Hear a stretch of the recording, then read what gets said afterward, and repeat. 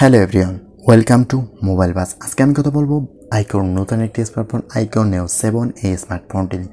খুব রিসেন্টলি এই স্মার্টফোনটি ভারতের বাজারে লঞ্চ হতে যাচ্ছে, আর আপনি যদি আনঅফিশিয়ালি কিনতে চান সেক্ষেত্রে রিসেন্টলি পেয়ে যাবেন। আইকন S7 এই স্মার্টফোনটিতে 6.78 ইঞ্চির একটি অ্যামোলেড E5 ডিসপ্লে ব্যবহার করা হয়েছে, যা ফুল HD প্লাস রেজলিউশন এবং 120 হার্জ রিফ্রেশ রেট সাপোর্ট করে।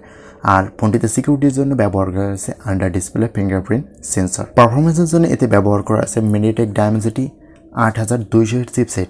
স্মার্টফোনটি 3D লুকিং সিস্টেম এবং 120 ওয়াটের ফাস্ট চার্জিং সহ এসেছে। ফটো ও ভিডিওগ্রাফির জন্য আইকন S7 SE এর রিয়ার প্যানেলে optical image stabilisation OIS support সহ 50 মেগাপিক্সেল প্রাইমারি সেন্সরযুক্ত ট্রিপল রিয়ার ক্যামেরা থাকছে। আর সেলফি ও ভিডিও কলিংয়ের জন্য দেওয়া হয়েছে 16 মেগাপিক্সেল একটি ফ্রন্ট ফেসিং ক্যামেরা। তো ওভারঅল এই স্মার্টফোনটির ডিজাইন এবং বিল্ড কোয়ালিটি এবং ফোনটির কনফিগারেশন বেশ অসাধারণই মনে। খুবই রিসেন্টলি এই স্মার্টফোনটি আসতে যাচ্ছে, আর এই স্মার্টফোনটি 30 থেকে 36,000 টাকার মধ্যে পাওয়া যাবে। তবে এখানে 12 GB র্যামের মতো থাকার পসিবিলিটি থাকছে।